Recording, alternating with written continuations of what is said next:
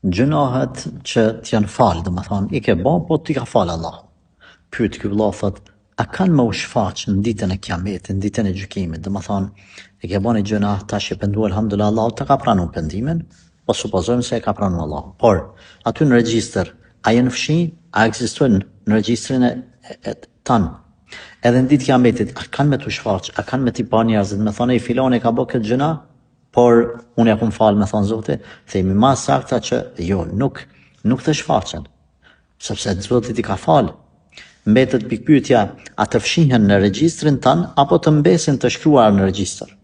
Si do që tjetë, nëse themi mbesin të shkruara, apo fshihen, nuk ka rëndësi, e rëndësishme është nuk të shfaqen, nuk ta merr ftyrën Zoti, nuk të bën horë Allahu për një mëkat të cilin ti je pendu prej ti, edhe të ka falë Allahu i lartësuar.